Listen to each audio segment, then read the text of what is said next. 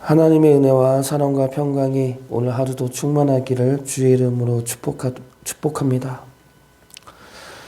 신명기 32장은 모세의 노래입니다. 이 노래는 31장에서 이스라엘 백성들에게 가르쳐 증거로 삼게 하라 하셨던 그 노래입니다. 무슨 증거입니까? 너희가 나를 떠날 것이지만 나는 그래도 너희를 인도하고 구원해 낼 것이다. 다시 나의 백성 삼는 일에 포기하지 않을 것이다. 이러한 약속과 말씀에 대한 증거로 이 노래를 남겨 부르라는 것입니다. 그 노래가 오늘 나오는 모세의 노래이죠.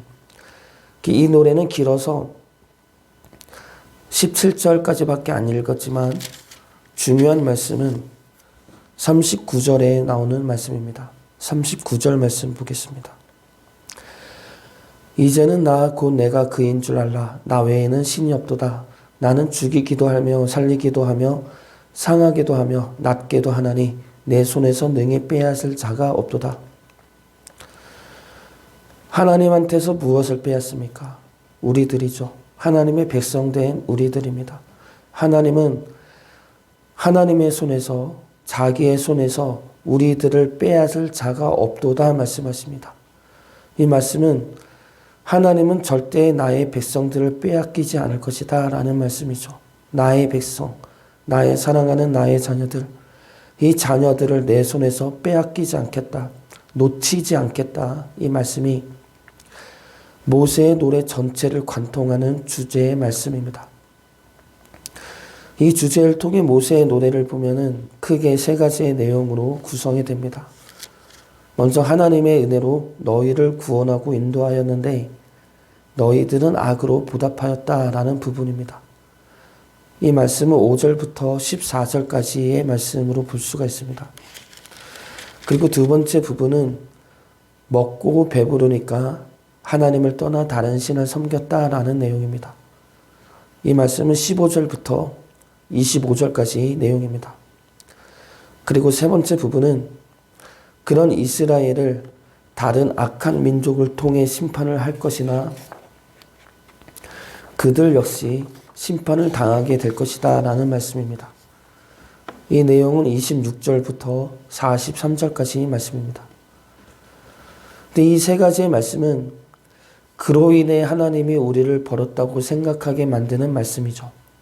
우리가 하나님의 은혜를 받았음에도 불구하고 악을 행하였기 때문에, 우리가 하나님이 아니라 다른 신들을 섬겼기 때문에, 우리가 다른 민족에 의해 심판과 환난을 당하였기 때문에 하나님이 우리를 버렸다고 생각할 수가 있습니다.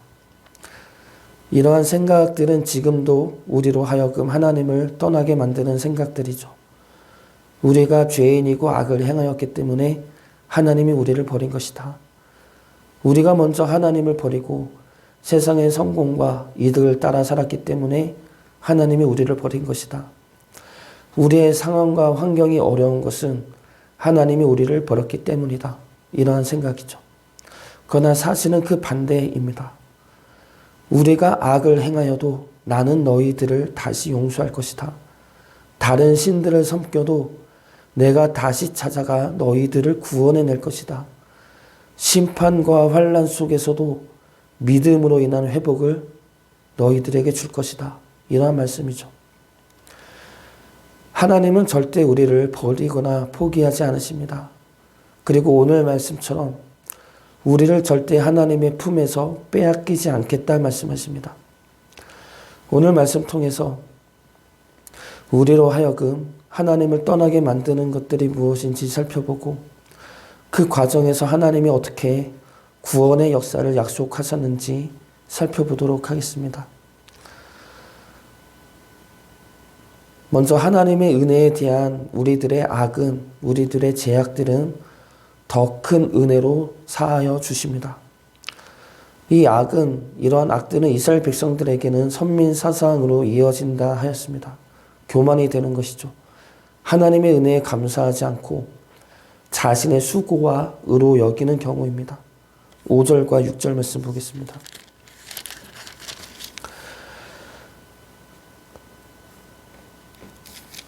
그들이 여호와를 향하여 악을 행하니 하나님의 자녀가 아니요 흠이 있고 비뚤어진 세대로다.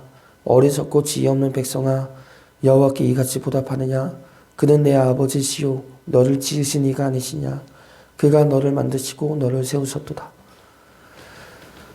이스라엘 백성들을 애굽의 노예에서 구원하시고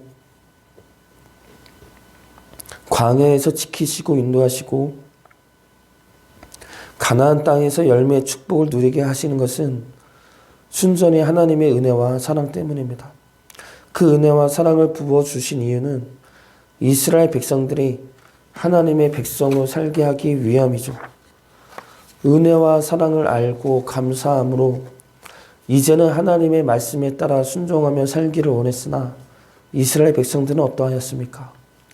그 은혜와 사랑을 받을 줄만 알았지 감사하지를 않았습니다. 하나님의 말씀을 듣기만 했지 순종하지를 않았습니다. 하나님의 은혜와 사랑을 받으면서도 우리는 여전히 내 생각에 따라 살아가더라는 겁니다. 그런 이들에게 하나님은 어떻게 행하십니까? 하나님의 은혜와 사랑을 헛되이 받았으니 심판하고 멸하시겠습니까? 하나님의 선택은 더 큰 은혜를 주시는 것이었습니다. 바로 예수 그리스도이죠. 구원해냈지만 계속 악을 행하며 죄에 빠지는 우리를 위해 예수님을 보내주심으로 더 큰 은혜를 부어주시고 더 큰 사랑을 부어주셨습니다. 그러므로 그 은혜와 사랑에 감사함으로 다시 하나님께 돌아올 수 있도록 부르시는 것이죠. 로마서 5장 20절과 21절 말씀입니다. 율법이 들어온 것은 범죄를 더하게 하려 함이라. 그러나 죄가 더한 곳에 은혜가 더욱 넘쳤나니 이는 죄가 사망 안에서 왕노릇한 것 같이 은혜도 또한 의로 말미암아 왕노릇하여 우리 주 예수 그리스도로 말미암아 영생에 이르게 하려 함이라. 우리의 죄악들은 큽니다. 그러나 그 죄를 사하는 하나님의 은혜는 항상 우리의 죄보다 더 큽니다.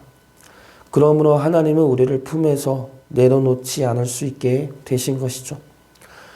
우리의 죄와 악에도 불구하고 우리를 자녀 삼으시는 하나님의 은혜에 감사할 수 있는 주의 자녀 되시길 주의 이름으로 축복합니다. 두 번째로 다른 신들을 섬김으로 하나님을 떠난 것에 대하여 하나님은 다른 민족을 통해 구원에 이르도록 부르십니다. 이스라엘 백성들은 하나님을 버리고 우상을 섬기죠. 21절 말씀 보겠습니다. 그들이 하나님이 아닌 것으로 내 질투를 일으키며 허무한 것으로 내 진노를 일으켰으니 나도 백성이 아닌 자로 그들에게 시기가 나게 하며 어리석은 민족으로 그들의 분노를 일으키리로다. 여기서 질투는 열정입니다. 열정적으로 사랑하는, 그래서 사랑을 포기할 수 없는 그 사랑이 여기서 쓰인 질투의 의미입니다. 그리고 백성이 아닌 자들은 어리석은 민족은 이방인들이죠. 이스라엘 백성들 입장에서 바라보는 이방인을 향한 시각입니다. 너희들은 이방인들을 백성이 아닌 자로 보고 어리석은 민족으로 보지만 나는 그들을 내 백성, 내 자녀로 삼을 것이다 라는 말씀입니다. 그래서 이 말씀을 보면은 너희가 나를 버리고 다른 우상을 섬겼기 때문에 나 또한 너희들을 버리고 다른 민족들에게 구원을 선포할 것이다가 아니죠. 너희가 나를 버리고 우상을 섬겼지만 나는 다른 민족을 내 백성으로 삼고 내 자녀로 삼아 너희들에게 시기가 나게 하며 나의 백성으로 다시 불러낼 것이다 라는 말씀입니다. 로마서 10장 19절부터 21절까지 말씀입니다. 그러나 내가 말하노니 이스라엘이 알지 못하였느냐? 먼저 모세가 이르되 내가 백성 아닌 자로서 너희를 시기하게 하며 미련한 백성으로서 너희를 노엽게 하리라 하였고 이스라엘은 매우 담대하여 내가 나를 찾지 아니한 자들에게 찾은 바 되고 내게 묻지 아니한 자들에게 나타났노라 말하였고 이스라엘에 대하여 이르되 순종하지 아니하고 거슬러 말하는 백성에게 내가 종일 내 손을 벌렸노라 하였느니라. 바울은 오늘 나오는 신명기의 말씀으로 이방인을 향한 구원이 하나님의 계획이었으며 동시에 이스라엘을 향한 하나님의 구원 계획이었음을 증거하고 있습니다.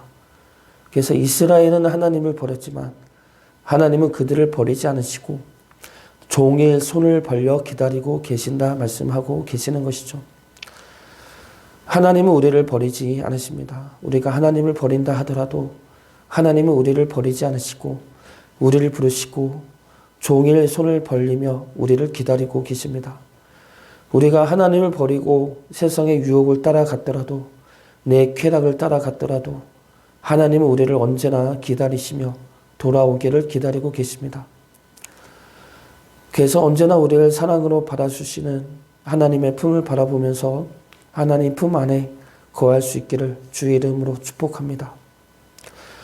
마지막 세 번째로 다른 민족을 통한 심판 앞에서는 믿음으로 구원에 이르게 하실 것입니다. 하나님께서는 이스라엘을 심판하시는데 그 심판의 도구로 악한 민족들을 사용하십니다. 아수르를 사용하시고 바벨론을 사용하시죠. 하박국을 보면은 하박국 기자가 하나님 앞에 왜 악을 내버려 두시느냐며 질문을 합니다. 이에 하나님께서 이방 민족들을 통해 심판하실 것이다 말씀하시죠. 이에 하박국이 다시 질문을 합니다. 왜 하나님의 백성들을 악한 민족을 통해 심판을 합니까? 그들도 심판받아야 할 민족들이 아닙니까? 이에 하나님이 그들 역시 악한 민족들 역시 심판을 당할 것이다 말씀하십니다. 그러면서 하신 말씀이 무엇입니까? 그 유명한 말씀이죠. 하박국 2장 4절 말씀입니다. 보라 그의 마음은 교만하며 그 속에서 정직하지 못하나 의인은 그의 믿음으로 말미암아 살리라. 모두가 악하고 모두가 심판을 당하면 누가 살 수가 있겠습니까? 이런 질문에 하나님은 의인은 믿음으로 말미암아 살리라 말씀하십니다. 이스라엘을 멸망시키는 아수르도 바벨론도 그리고 페르시아도 로마도 모두가 다 쇠하고 멸망할 것이지만 하나님의 백성은 그 속에서도 구원에 이르게 되고 하나님의 나라는 견고해져 갈 것이다. 왜냐하면 믿음으로 구원에 이르게 되기 때문이다 라는 말씀이죠. 우리의 상황과 환경이 어떠하든 그것이 하나님이 우리를 버린 증거가 될 수는 없습니다. 그것이 하나님의 정의가 굽어진 증거가 될 수도 없습니다. 그 모든 상황에서 하나님이 원하시는 것은 우리들의 믿음입니다. 하나님이 우리와 함께 하시며 우리를 떠나지 않으시며 우리를 사랑하시며 우리를 구원하시고 이끄신다는 그 약속과 사랑의 말씀을 붙잡고 버티는 믿음을 하나님은 우리에게 원하고 계십니다. 그리고 그 믿음이 하나님의 승리와 회복과 구원으로 역사되어질 것입니다. 우리의 믿음을 붙드시어 하나님의 승리와 회복을 우리가 보고 증거할 수 있기를 주의 이름으로 축복합니다.